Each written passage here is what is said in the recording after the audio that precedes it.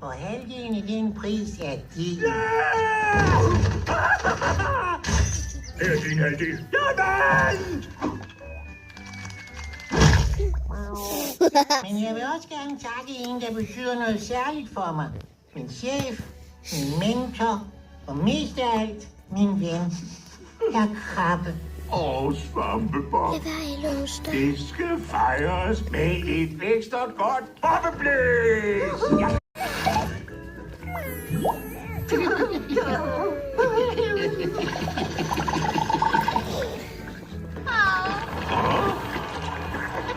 Bikinibunden boblekram. Er det her virkelig nødvendigt?